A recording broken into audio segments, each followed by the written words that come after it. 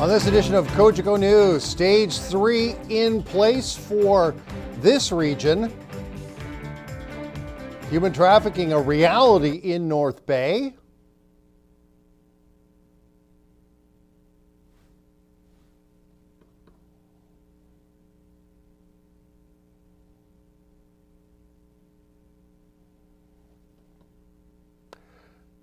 Welcome to this edition of Cogeco News. This is Greg Estabrook's reporting. Stage 3 for most of Ontario is here in regards to COVID-19. What does that mean is likely the biggest question out there. We get the reaction on this day from Nipissing MPP and Minister of Economic Development and Trade, Vic Fedeli. But first, a portion of the Premier's speech. But today's news is an important step forward. It's an important step in getting life back to normal. And this will mean expanding the limits on public gatherings in regions as they enter Stage 3. The new limits will allow up to 100 people to gather outdoors and up to 50 people indoors.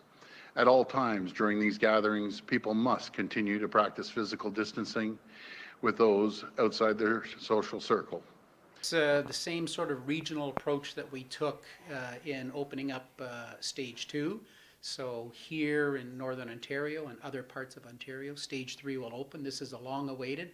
In a nutshell, it means virtually everything in Ontario is reopened. There's some very, very small exceptions, but virtually everything's reopened, but with restrictions. So yes, you'll be able to go indoors to a restaurant, but the restaurants will know the guidelines, the restaurants will know what they need to do and their capacity. Same with outdoor gatherings will be larger, different venues, gyms, facials, all of these types of things. Everything that basically everything has reopened, again with some small exceptions, but we urge the business community to go online at ontario.ca and look at the Ministry of Labour's guidelines so they can prepare for Friday when everything opens. What do you think this means psychologically to the business sector? Because there has been, thankfully, an upswing in jobs. This should push us being Ontario, back to a normal level or close? Well, we need 2 more months like we had in June to be able to get back to parity. So this will take us a big leap forward. When you think about when the job numbers came out, they were based on a period in June where Toronto and the GTA hadn't yet opened in Stage 2, so that will boost the job numbers up itself. When Toronto and other areas all open in Stage 3, that'll help us get to sort of a level set we'll understand. But I think that certainly the economy is stabilizing, but this will bring a big relief not only to the business community, but to families. They'll understand then that, all right, we're getting back to a little bit of normalcy.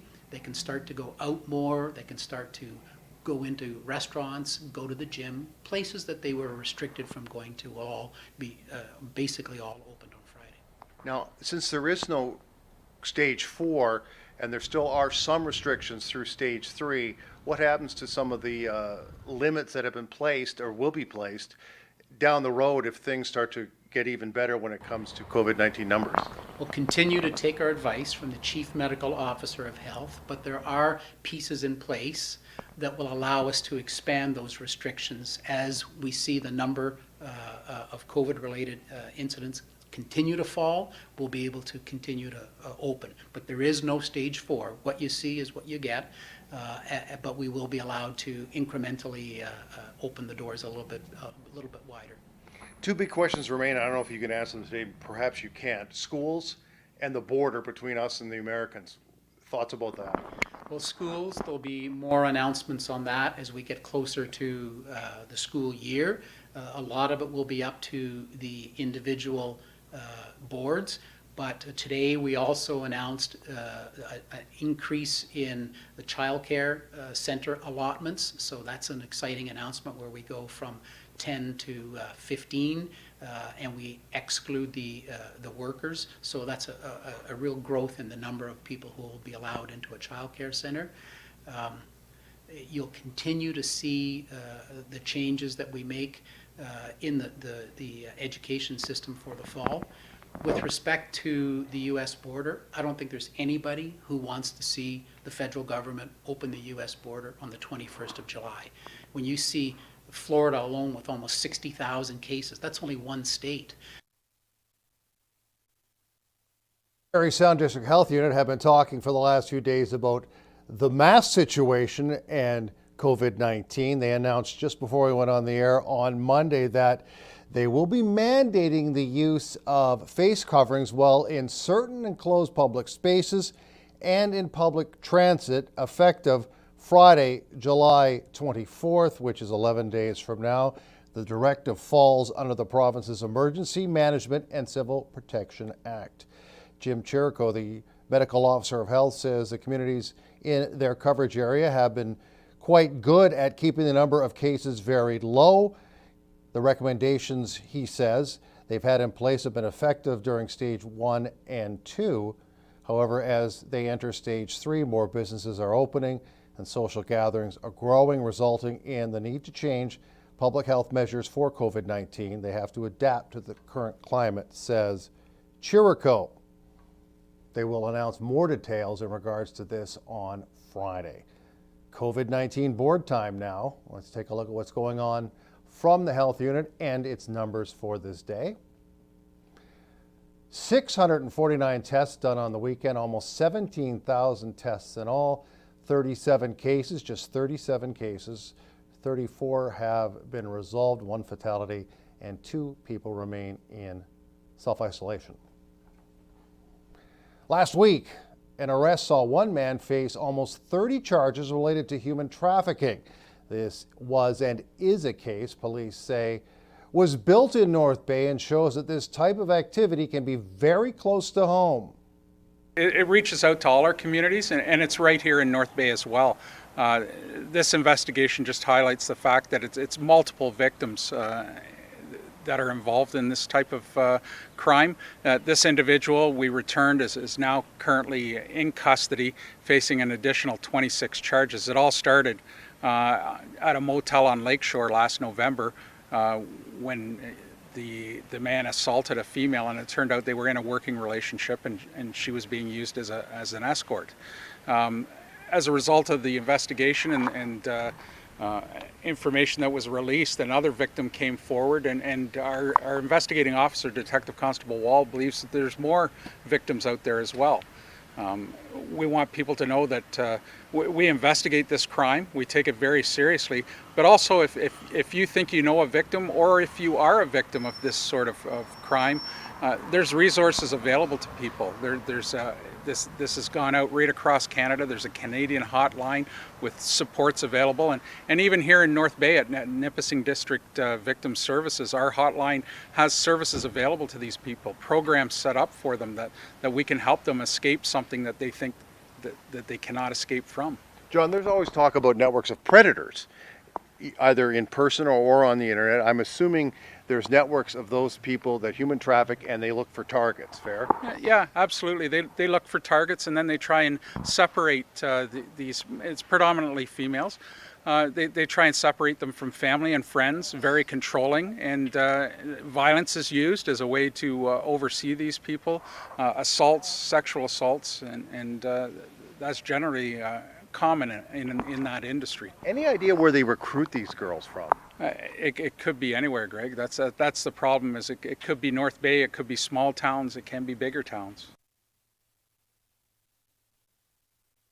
When Nipissing-Temiskaming MP Anthony Rota was named Speaker of the House of Commons late last year. Now, many see the role as part ceremonial, part traffic cop. Evidently, there's more to this role than simply show.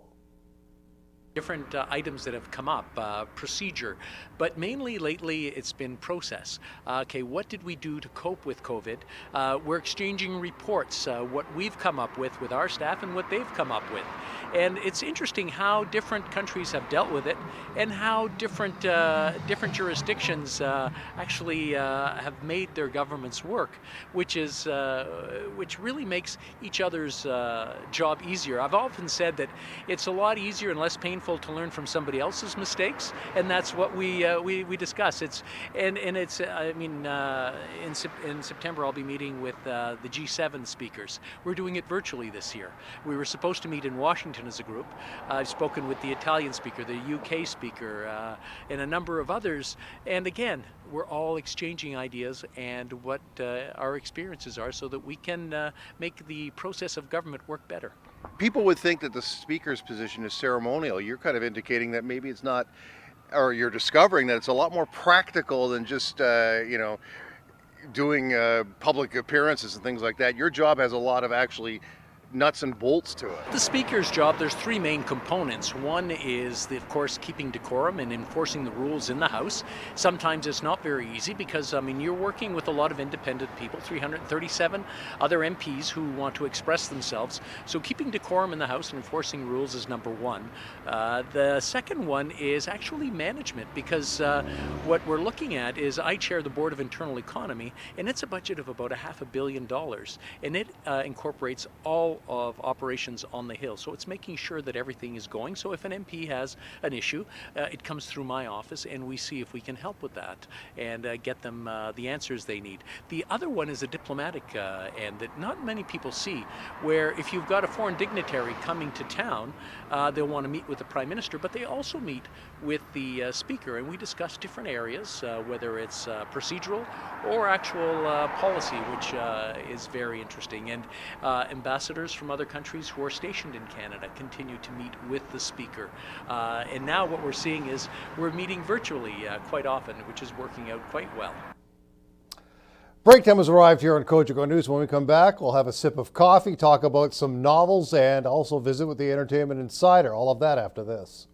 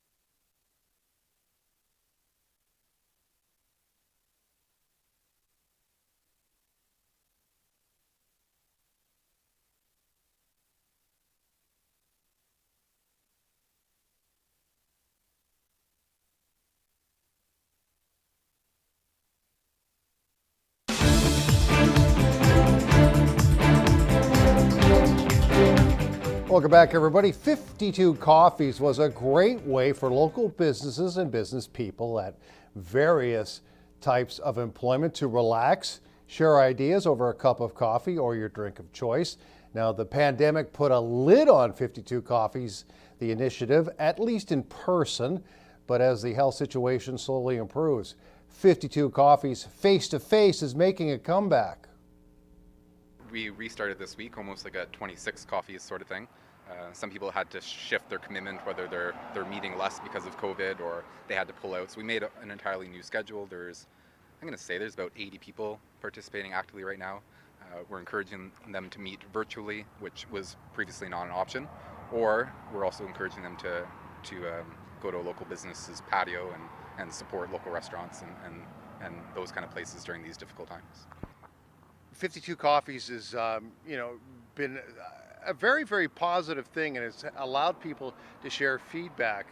Has there been maybe, now I know you're just getting back into this, but is there kind of new feedback now about how businesses cope in this era?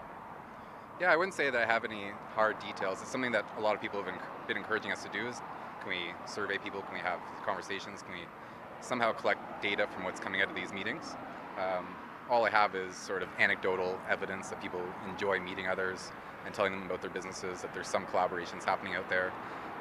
And there's some great social media kind of activity that comes with it. So if you follow the hashtag 52coffees all spelt out in letters, you'll see people meeting and talking about each other's businesses, and you'll just learn about a lot of things you didn't previously know in North Bay. Is one of the stresses right now to support local businesses, is that more evident than ever? I think so, yeah. So 52 Coffees is a program that I coordinate in partnership with the Chamber of Commerce. So that's exactly kind of their area of expertise and focus, and it's all about supporting local businesses and those that are trying to operate differently and be outside on patios or do deliveries. I think 52 Coffees has a place to support those initiatives. A novel contest in the Muskoka region involving, wait for it, novels. The winner may, though, have a good chance of getting their work published by a major publishing house. One of the people behind this competition was in discussion with our James Bowler of our Muskoka affiliate. This is the 19th year for the Novel Marathon, which kind of makes it one of the longest running of its kind that I'm aware of anyway. It's really two things. One is it's an opportunity for writers to get together and kind of take time that maybe they wouldn't have normally taken, and just focus on writing for 72 hours. The goal, of course, is to create a, well, novel, like it's in the title, but to create something, whether it's a novel or collection of short stories, a screenplay, anything really, that however they write. And by the end, you've got this wonderful thing that we actually have a panel of judges that will review them all and choose a best of, which is awesome. So there's a best of adult and best of young adult. There's two categories, and whichever one they choose wins actually gets an opportunity to show it to an agent or a publisher, which is kind of a neat. Cool. It's kind of a neat thing to try to win, and a neat opportunity too. So usually this is done. Is this done in person? You guys have okay, so you do it in person. You have kind of a group competition going on, right? Yeah. Obviously with COVID, you can't be doing that. Yeah. So what's changed now? How are people going to be seeing this rolling out? Well, what's interesting is when our registration happened, it happened in mid-March like it usually does. Mm-hmm. And that's when everything was just starting to go sideways.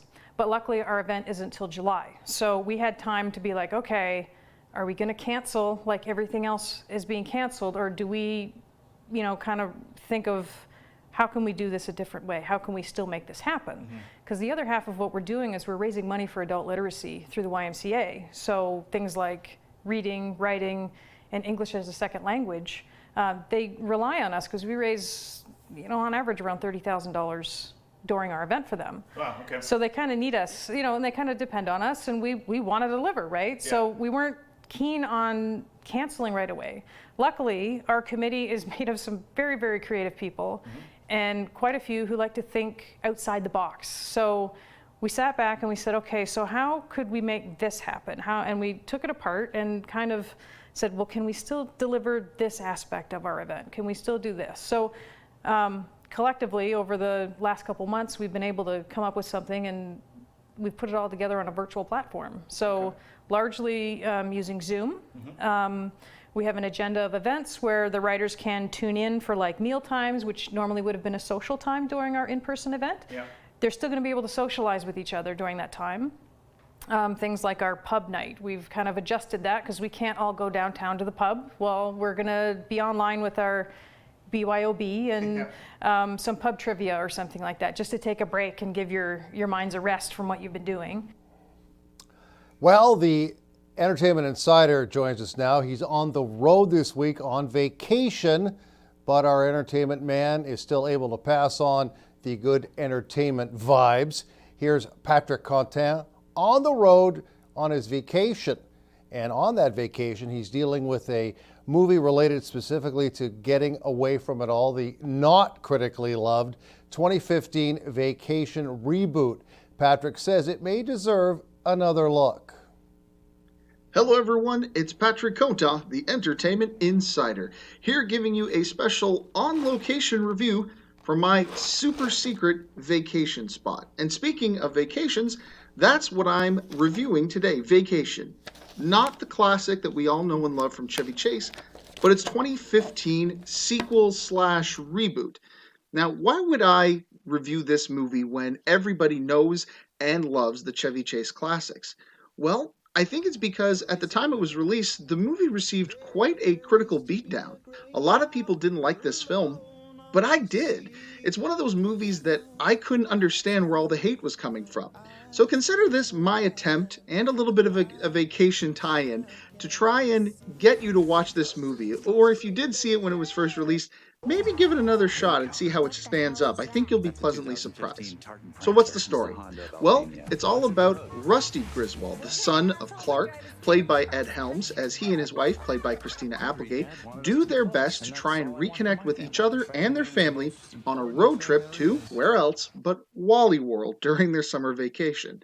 Now that in itself is a little nod to the originals, and if you're expecting this to be a complete and total cover of the original, that's not what you get here. There definitely are some beats and jokes taken from the original to remind people of why we love this series, but for the most part, it's trying to carve out its own niche here.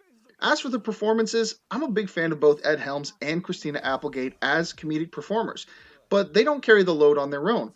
We also get some really great supporting performances from the likes of Chris Hemsworth, Leslie Mann, and even our own original Clark and Ellen Griswold show up in the forms of Chevy Chase and Beverly D'Angelo. There's some other great performances as well by some blink and you'll miss it cameos, but for the most part, the cast is solid and strong. When it comes to the humor, I think that a lot of the jokes here may turn some people off to it. They're a little bit more crude and perhaps maybe not exactly in the most sophisticated of tastes. However, I would say that if you're a fan of the original Vacation series, those films were never really considered high art when it came to comedy anyway. These jokes are definitely going to make you laugh if you have that type of humor. If you don't have that sense of humor and that kind of joke, maybe even in the gross, grotesque, or off-kilter brand does not do the trick for you, this one may not be for you. It may be something you'll want to put on the shelf for another day. But as for holding up to the legacy, I think it does very well. I think the show actually does stand tall as a sequel to the original Vacation series. Is it as good as the other films? I'd probably put it over Vegas Vacation, but I don't necessarily know that I would say it's better than any of the others. But I still think that Break time has arrived again here on Cogeco News. When we come back, the weather forecast.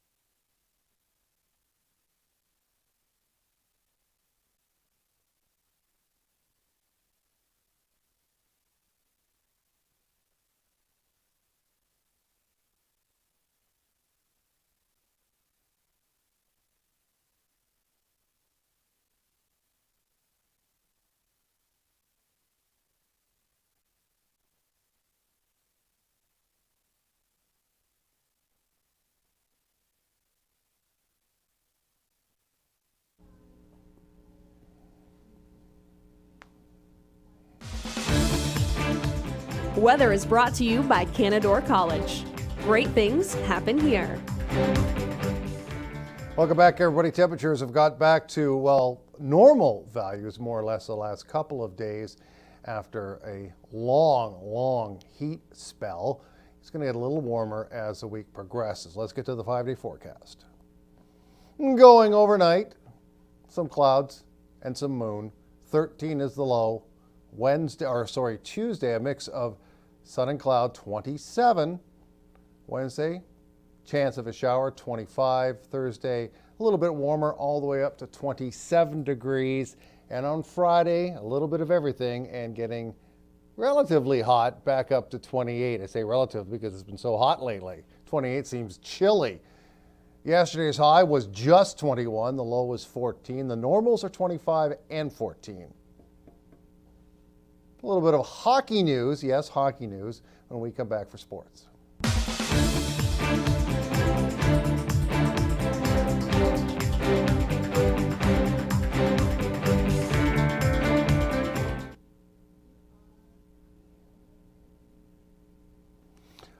20 seconds is good enough. 20-second sportscast.